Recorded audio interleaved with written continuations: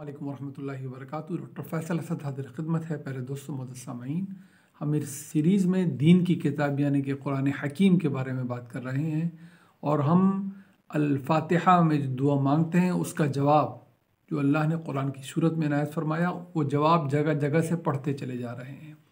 ये जवाब पढ़ते हुए हम सूरह आल इमरान में दाखिल हो चुके हैं और आज हम इंशाअल्लाह ताला इसकी आयत नंबर 23 से पढ़ेंगे कि अल्लाह ताला ने जवाब में हमें क्या बताया है, क्या बताया है इनाम याफ्ता लोगों का तरीक़ा और किन गलतियों से हमें बचना है जो पिछले लोगों से हो गई थी, इसलिए वो अल्लाह के गज़ब के हक़दार ठहरे या वो भटक के रह गए। ज़ाहिर यही दुआ मांगी हमने फातिहा में, तो जवाब इसी का अल्लाह ताला हमें इनायत फरमा रहा है कुरान में जगह जगह।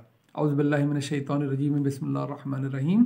आयत नंबर 23 से शुरू करते हैं सूरह आल इमरान की। अलम तरा इलल लज़ीना ऊतू नसीबम मिनल किताबि युदऊना इलल किताबिल्लाह लियहकुम बैनहुम सुम्मा यतवल्ला फरीक़ुम मिनहुम व हुम मुअरिदून ज़ालिका बिअन्नहुम क़ालू लन तमस्सना नारु इल्ला अय्यामम मअदूदात व गर्रहुम फ़ी दीनिहिम मा कानू यफ्तरून फ़कैफ़ इज़ा जमअनाहुम लियौमिन ला रैब फ़ीहि व वुफ़्फ़ियत कुल्लु नफ्सिन मा कसबत व हुम ला युज़लमून क़ुलिल्लाहुम्मा मालिकल मुल्क तु'तिल मुल्क मन तशाअ व तंज़िउल मुल्क मिम्मन तशाअ व तु'इज़्ज़ु मन तशाअ व तुज़िल्लु मन तशाअ बियदिकल खैर इन्नका अला कुल्लि शैइन क़दीर।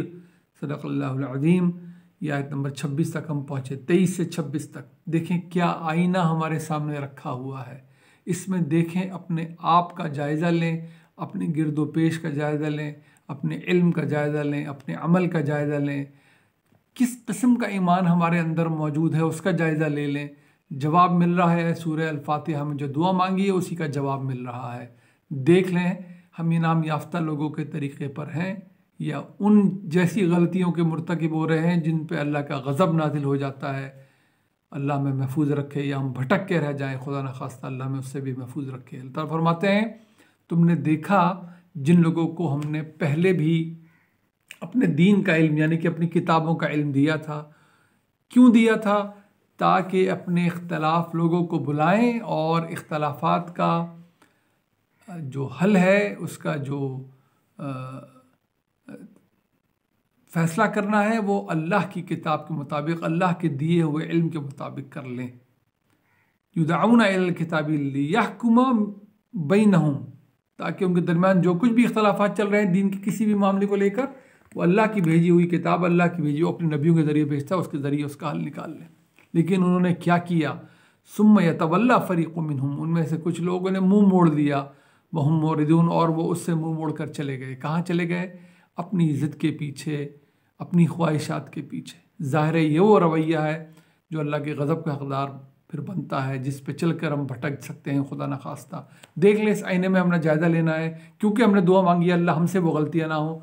ये गलती वो करते थे, अल्लाह की भेजी हुई किताब को छोड़कर अपनी मर्ज़ी के रास्तों पर अपनी मर्ज़ी का दीन बनाते थे, उस पर चलते थे। ज़ालिका बिअन्नहुम क़ालू लन तमस्सना अन्नारु इल्ला अय्यामम मअदूदात। ये क्यों करते थे? कि उनको ये झूठा यकीन आ चुका था, गलत ये इल्म था उनके पास, जिस पर ये गलत अमल आ रहा था कि जी हम तो अल्लाह के चुने हुए हैं, हम तो नबियों की औलाद हैं, हम तो नबियों की उम्मत हैं, हमें अगर दोज़ख में भेजा भी गया तो थोड़े दिनों के लिए ही ऐसा होगा। वगर्रहुम फ़ी दीनिहिम, अपने दीन में ये धोखा खा बैठे, मा कानू यफ्तरून, और इस पर इन्होंने झूठ गढ़ लिए। ये इनकी झूठी उड़ाई हुई बातें थीं।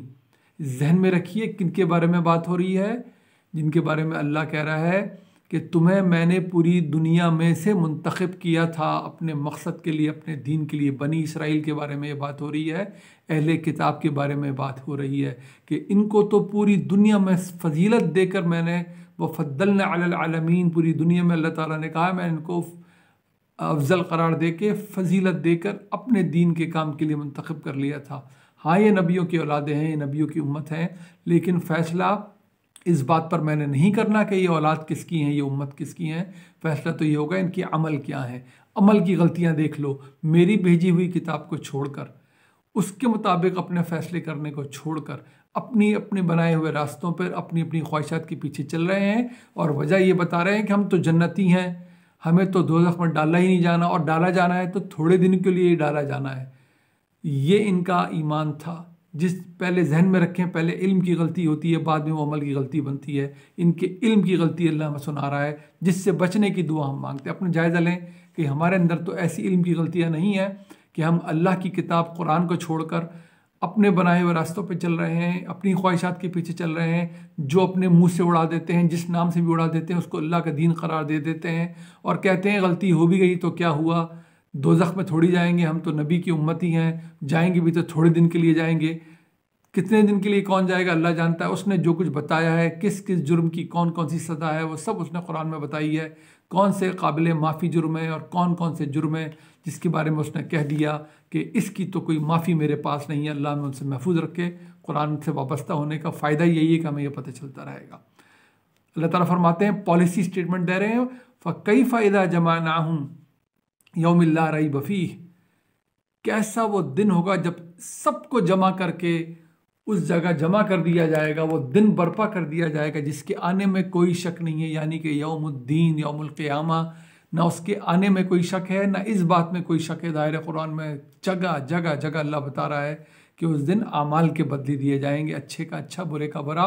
वह वफ़ियत कुल्लु नफ्सिम मा कसबत वहुम ला युज़लमून, जो कुछ किसी ने भी, ध्यान में रखिए सबके लिए बताया जा रहा है, पूरे पूरे बनी नौ इंसान के लिए, कि वह वफ़ियत कुल्लु नफ्सिम मा कसबत वहुम ला युज़लमून, जो जिसने कमाई की होगी उसका बदला उसको मिल जाएगा, किसी पे जुल्म नहीं किया जाएगा। फमन यअमल मिस्क़ाला ज़र्रतिन खैरन यरा वमन यअमल मिस्क़ाला ज़र्रतिन शर्रन यरा। यही पूरे कुरान की पहले सफ़े से आखिरी सफ़े तक पॉलिसी है। जैसे अमाल लाओगे वैसे बदले पाओगे।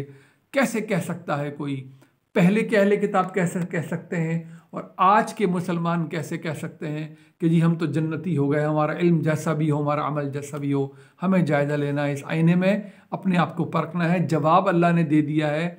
दुआ मांगी है ना इनाम याफ्ता लोगों के साथ होने की, दुआ मांगी है गज़ब से बचने की, दुआ मांगी है भटकने से बचने की। ये रही उस दुआ का जवाब, ये रखा हुआ है। ये हमारा इल्म और अमल होना चाहिए। क्यों कि फिर जहन में रखें, ये आयत निकाल के अलग से पढ़ने की नहीं है जो मैं अब तिलावत करने जा रहा हूँ। ये सब कुछ बताकर अल्लाह कह रहा है, इसलिए कि मैंने जब ये फैसले करने हैं, फैसले मैंने करने हैं, तुम कौन होते हो फैसले करने वाले। मैंने तुम्हें बताया है, तुम्हारे इल्म और अमल का जवाब मैं वैसा ही दूंगा जैसा वह होगा। तुम कैसे कह सकते हो कि हमारे साथ ये होगा या वो होगा? होगा वो जो अल्लाह चाहेगा। क्यों?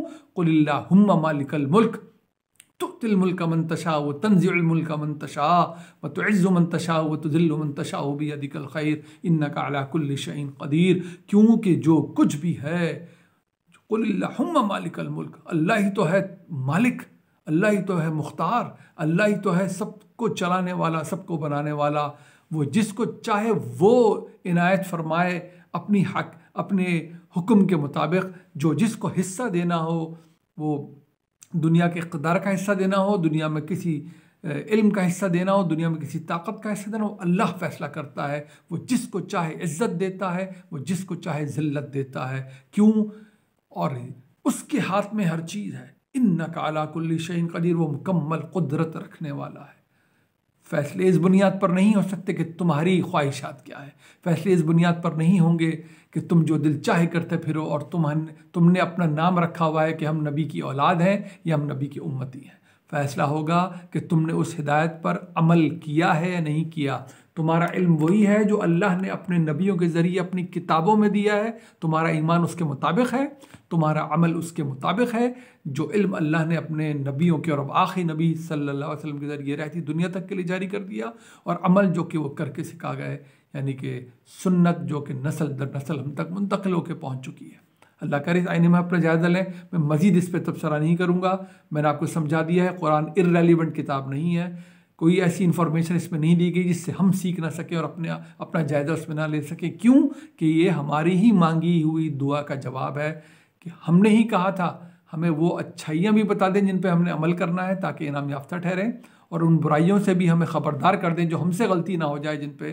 तो अल्लाह ताला ने ख़बरदार कर दिया है। हम जायज़ा लें कहीं हम तो इन इल्मी और अमली गलतियों का शिकार नहीं हो रहे। दुआ मुझे याद रखिए। अस्सलामु अलैकुम वरहमतुल्लाहि वबरकातुहू।